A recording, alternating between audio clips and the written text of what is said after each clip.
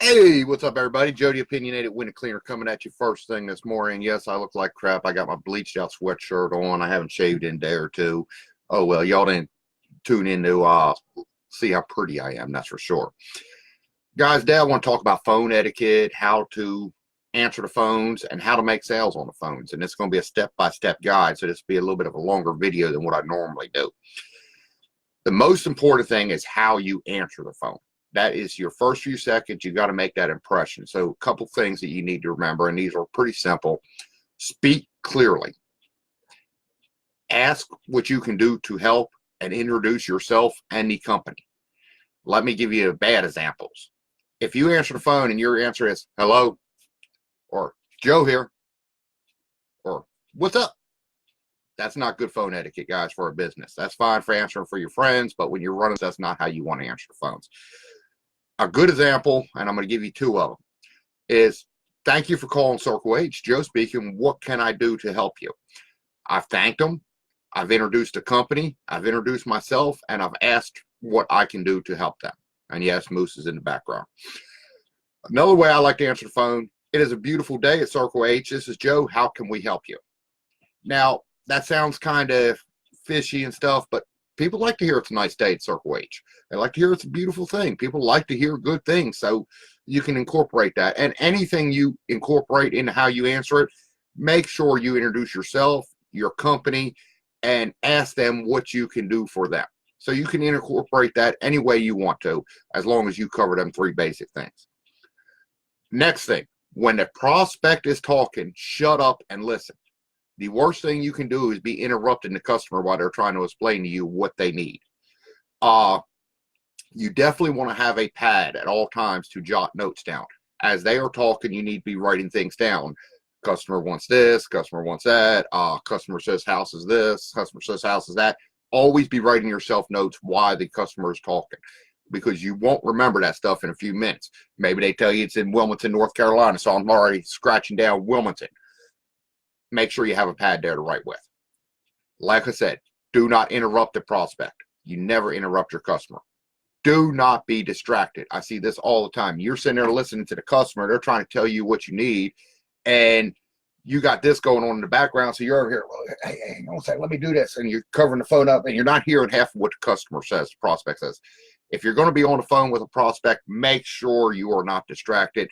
They need to be your utmost attention. They need to be who you need to be paying attention to, because that's your future customer. If you can't show attention to them while they're on the phone with you, you damn sure ain't going to be able to show them attention while you're out there doing their services the way they're going to look at it.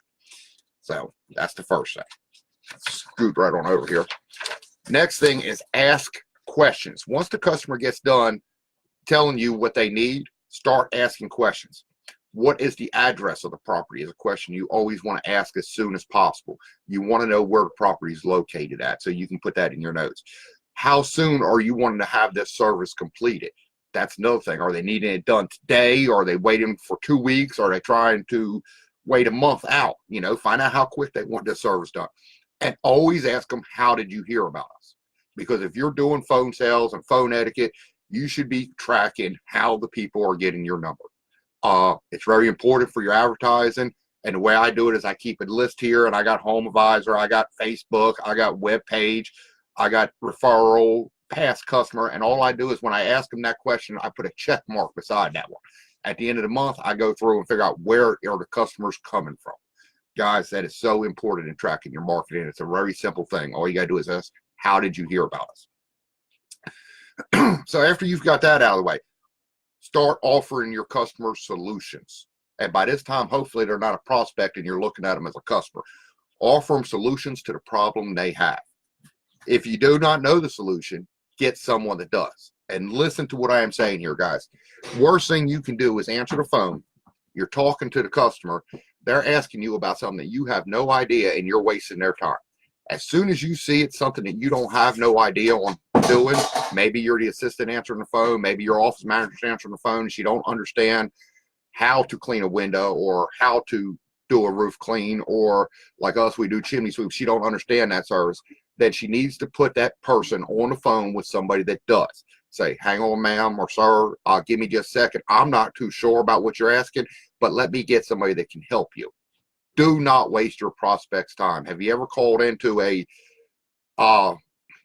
for customer service and you're explaining the problem you're having? Maybe you're having a problem with your cell phone and you call in, you go through the whole spiel explaining the problem you're having, and then at the end they turn around and say, well, hang on, I got to transfer you to this other department. And you're like, what the hell did I just go through everything with you? I just wasted 5 minutes explaining it to you for you not to be able to do nothing for me. So guys, if you don't know the solution, get someone that does. Be sure you know the services you are selling. If you have a girl working in the office that's answering them phones, she needs to know them services, because you cannot sell something if you don't understand it. So make sure you educate your office girls or office manager or office guy, if that's what you have, on what the services are. Make sure they've done their research. Make sure they understand. If you give phone estimates, this is the time to offer the price. If you do phone estimates, offer the price. Tell them, hey, this is how much we're going to charge for the service we're going to do. If not, this is the time you offer them an estimate. And when you offer them an estimate, you offer a time. You say, hey, I can be out there this afternoon, or I can be out there tomorrow and get you an estimate. If it is not a service you offer, maybe they're asking for something you don't do. Like we get people calling every once in a while, ask for painting. Tell the prospect that that is not a service we offer. We offer these following services. Tell them about services you offer, so you're educating your prospect. And then if possible, refer them to somebody that can help them with that service. It just makes sense to me, guys. And if you take the time, instead of, if you just say, nope, I don't do painting, and hang up the phone, well, guess what? You're never going to hear from that customer again.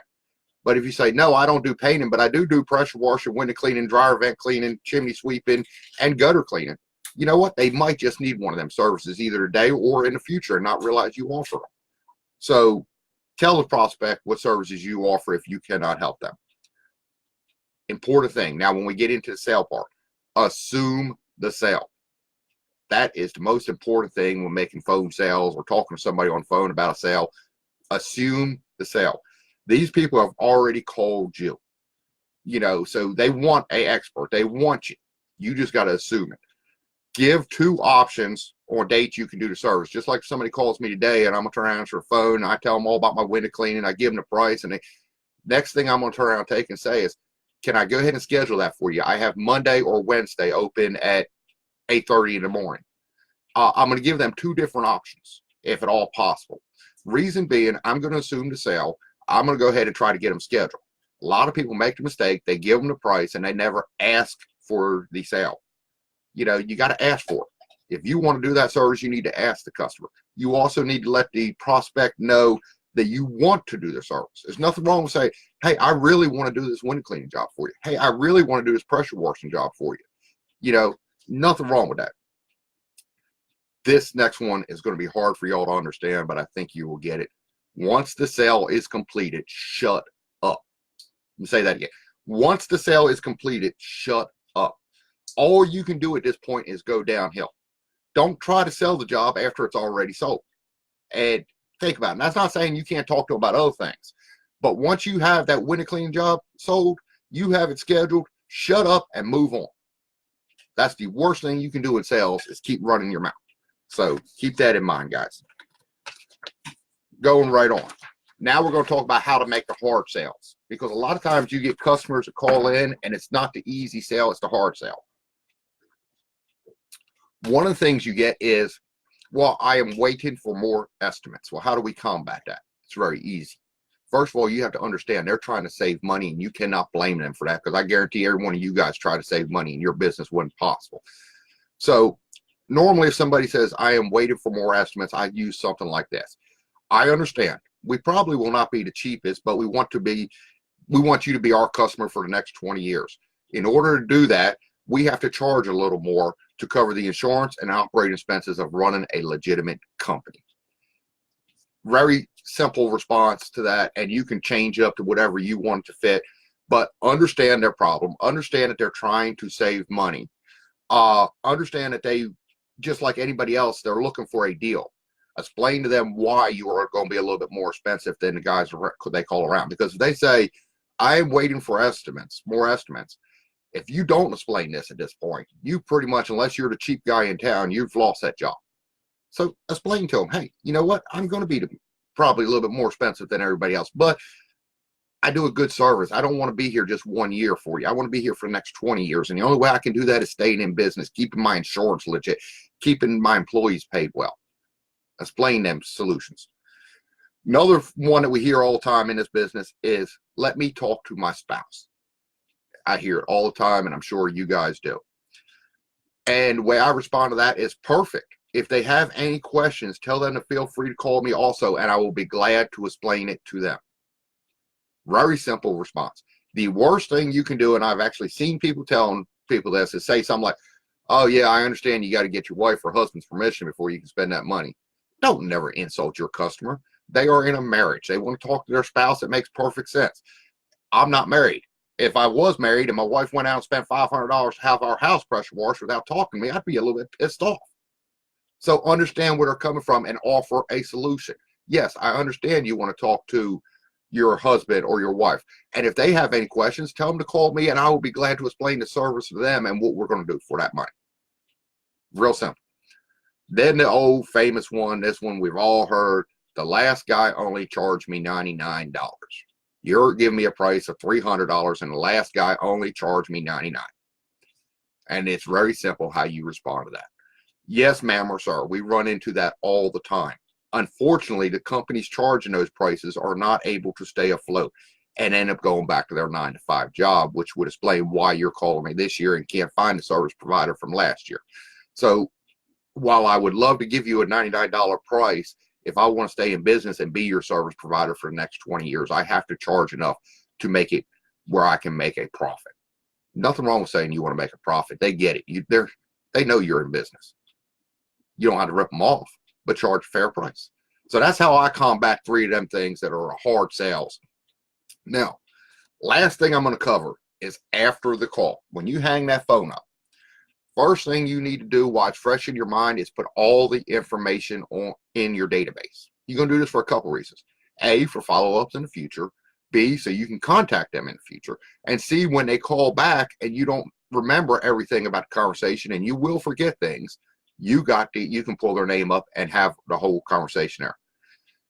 Second thing you're going to do, send an email with either the estimate or confirmation of the book service. This is so important, guys. You get off the phone, you gave them an estimate, they're going to think over it, they're going to talk to their spouse or husband, or even if they just say, no, that's too much for me, go ahead and send them an email. Hopefully in your email, you explain what all services you offer, things like that. You explain the service you're offering and the price. It's very professional. It's thorough. It lets them know that you're not just a fly-by-night company sitting in your mama's garage or mama's basement giving them a price. So send them an email. And if you did book the service while you were on the phone, go ahead and send them a confirmation of that. Send them a confirmation saying, hey, we will be out next Wednesday to do the windows. We really enjoy talking to you. If there's anything else we can do, feel free to give us a call. If you did not sell the service, schedule a follow-up call. Guys, so many of us fail in this, and even me, I do it at times. But if you don't sell the service today, you need to schedule, well, let me call back tomorrow.